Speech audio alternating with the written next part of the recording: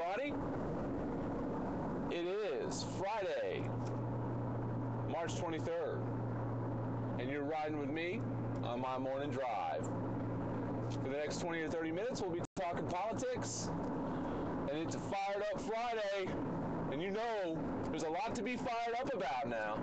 A lot of injustice out there. And the biggest one, obviously, is the Trayvon Martin case. Some new developments. As you may have heard, the police chief is temporarily stepping aside, which I think temporarily is the problem. He needs to resign, or he needs to be fired. Honestly, he should have been fired. And then, of course, Pink Slip Rick, good old Ricky Scott, our governor, has decided to assign a new state attorney, since the other one was probably a racist prick and was going to pass the buck to a grand jury to let them make the decision for him. Hopefully this guy he assigned, or woman, is an attack dog. We need an attack dog. We need an attack dog that's going to go out to the police department and get up in some people's shit, get internal affairs involved from outside, get in there. I mean, unless somebody somewhere is really missing something here, I mean, I don't understand how George Zimmerman has not been arrested yet. It just blows my mind how this has not happened. I mean, this poor family is being made to suffer while George Zimmerman sits at home watching his freaking TV or doing whatever the hell he's doing. I know he damn well can't be out running around because he'd get killed. I can tell you right now, I can't believe that somebody hasn't already gone to his house, yanked him out, and shot his ass right in the head. Or, there hadn't been a drive-by or something. Because, I mean, there's a lot of pissed off people. They just had a 30+ thousand person rally last night at Sanford in honor of Trayvon. The Reverend Al Sharpton was speaking there, which, by the way, I'd like to send my condolences out to the Sharpton family. Reverend Al, his mother passed away yesterday morning, and based on the kind of man he turned out to be and the kind of human rights achievements and just his achievements in general, I'm sure she was an incredible woman, because she obviously taught him a valuable skill set and passed on to him a strong moral fiber, one that I wish more people, more so-called Christians, would adopt, because these Christians that are running around today, they've lost their damn mind, and they've lost their way. I mean, I don't understand how it's almost like a radical Islam, but on the Christian side, they've just taken the Bible and twisted it into some other thing besides what it's supposed to be. And I'm not going to get off on a big religious discussion, because that's going to bore the crap out of people, and it's also not necessarily a topic that's all that enjoyable to discuss, based on the fact that it's so polarizing, and when you get into a discussion about it, it can become very hateful. At least in my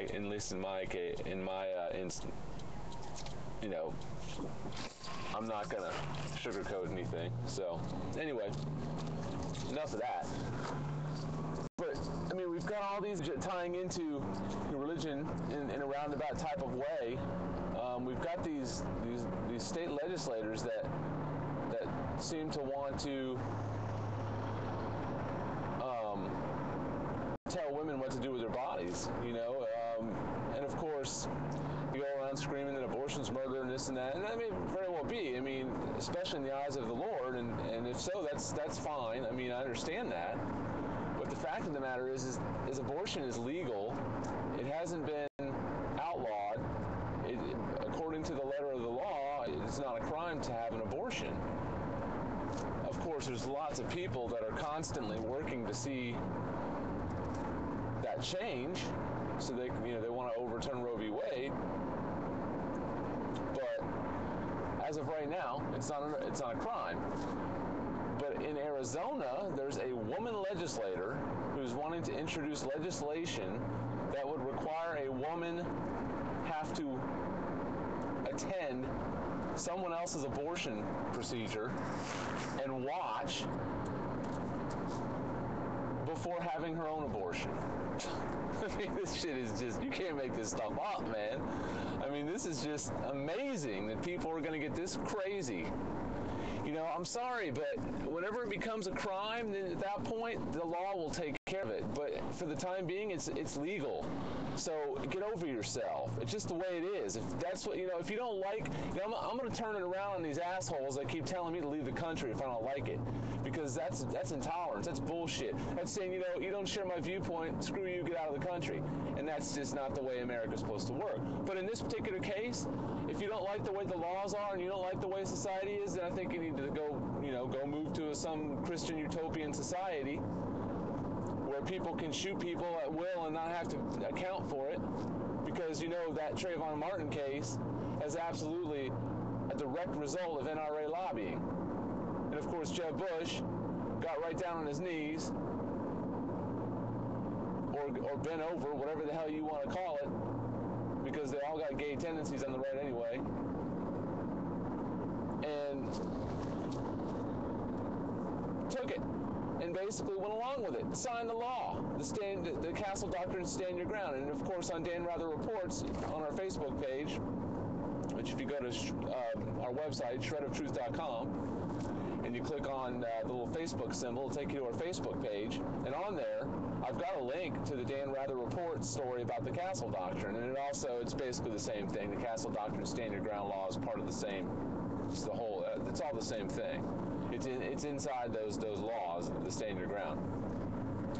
And what it says, or what it used to say, is that, and this lady Marion Hammer, who of course is obviously an ate-up conservative Republican gun nut, the first female president of the NRA, and good for her. I mean, if you want to call that an achievement, I don't, because they're a bunch of whack jobs. It's like being king of the Ted Bundy Society, or whatever.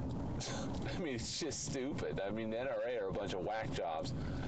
Case in point, during the 2008 election season, the NRA was passing around literature that said that Obama would close down 90% of gun shops. Of course, we see that's complete nonsense because it hasn't happened, and it never will happen. So there is a case in point of the insanity of the NRA. And another case in point of the insanity of the NRA is that they passed this law in Florida, and they've passed it around the country in 32 other states, I believe. And what it says is, before this law passed, this lady had some confrontation or whatever, and 6 guys in a car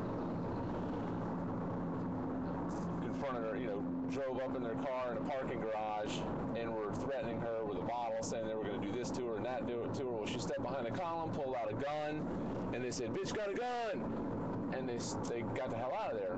Then she talked to a police friend of hers, a police chief or something like that, who said, "Well, you could have been arrested for what you did if you'd have called the police." And I'm like, she's going to take the word of one policeman over her unique situation. I think that's a bunch of BS. If there's 6 guys in a car and they're brandishing a bottle and telling you vulgar things they're going to do with it to you, and so on and so forth, I think that's being threatened with gross bodily harm, and I think a grand jury would probably side with the defendant. Then she of course goes on to talk about criminal coddling prosecutors. That just sounds like the whole attack on bleeding heart liberals, which is just a bunch of BS. Nobody's coddling any criminals. I mean, that's just the NRA's way of making it seem like there's this unbelievable epidemic of criminals just attacking people and they can't defend themselves, and that's a bunch of crap.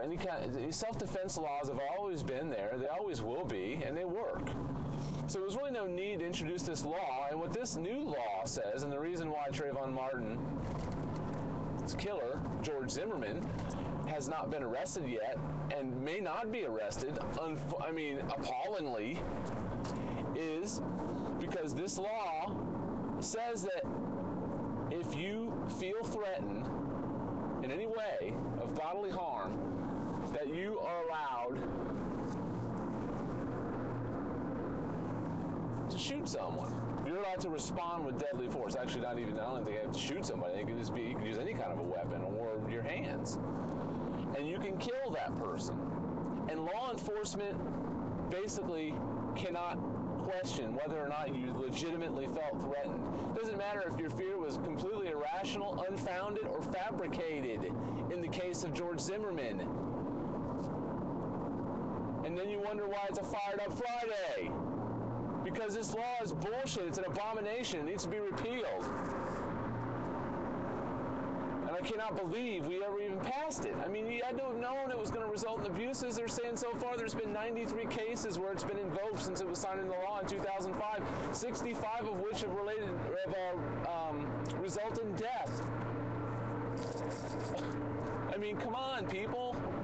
We've got to get the law modified. There's got to be, the police have to be they have to be able to be a lot harder on these criminals or on whoever it was that did the killing. I mean, for crying out loud, they drug and alcohol tested the dead body of Trayvon Martin, but they didn't do anything to George Zimmerman. They didn't drug test him or anything. Now, in his case, being that he's training to go, to be a police officer, and he's actually got a criminal record of having assaulted a police officer, amazingly enough. And I mean, it's evident on the 911 audio and from eyewitness accounts that he wasn't being threatened, although he claims that he went back to his SUV to wait for the police and Trayvon came up from behind and attacked him. He has a 150-pound 17-year-old attacking a 28-year-old man that weighs like 240 pounds. He must have felt very threatened. And the kid had nothing on him but a can of iced tea and freaking Skittles, for crying out loud. He didn't have a knife. He didn't have a gun. He wasn't some registered, he wasn't a black belt in karate or anything like that. The kid was just a regular teenager, just talking on his cell phone to his girlfriend. And this dipshit decides to freaking get a wild hair up his butt, Mr. Gung-Ho neighborhood watch guy, and shoot him. So, to me, it's a cut and dry case, and what we need is any of the city council, including the city manager that showed any kind of neglect or drugged their feet in any way, shape, or form needs to be fired. The police chief needs to be fired. And Internal Affairs needs to investigate every single police officer, and any police officer that is guilty of covering this up or whatever needs to be fired and prosecuted if possible.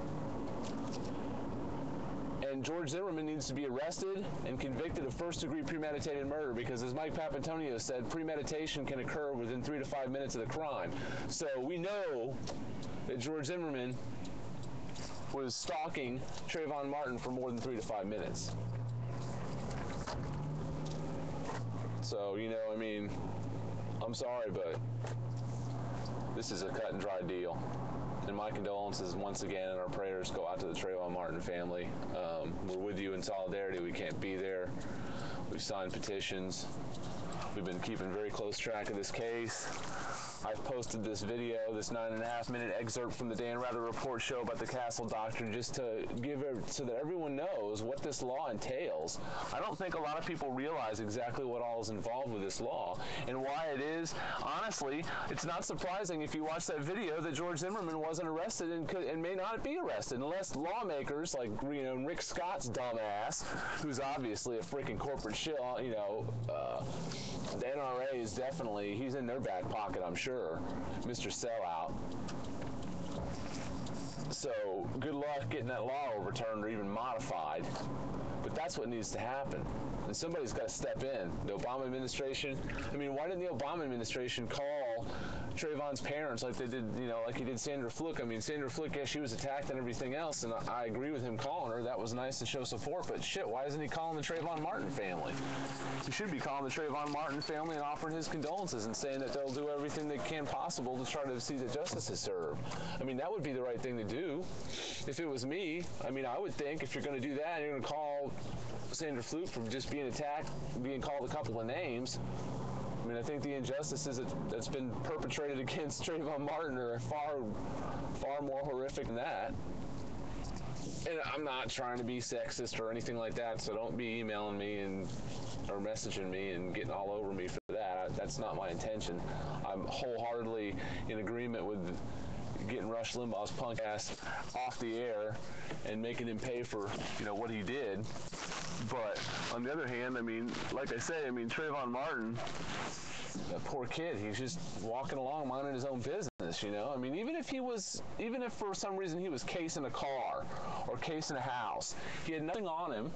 Why would you, you still wouldn't shoot him. I mean, you'd call the police, and the police even instructed him not to pursue. But he decided to do it anyway, because he's a hot dog. That's just not cool. But moving on to Mitt Romney and Rick Santorum and Newt Gingrich. The GOP are the biggest joke. I'm sorry, if you listen to these guys talk, they're just fabricating lies. Just fabricating lies. And you know, this ties into my beef that I have with the Obama administration. Yeah, they're telling lies about the Obama administration, and that's fine. I'll defend the Obama administration against those lies. But Obama's there yesterday in Cushing, Oklahoma, talking to people, saying that, you know, we've opened enough pipeline to circle the earth, and basically being Mr. Pro-Oil in that particular instance. And he's trying to fast-track the part of the Keystone Pipeline that runs from Cushing, Oklahoma down to the Gulf Coast. And I guess the reason why is because there's no environmental issues that have been raised related to groundwater or anything else. Those issues mainly exist in Nebraska.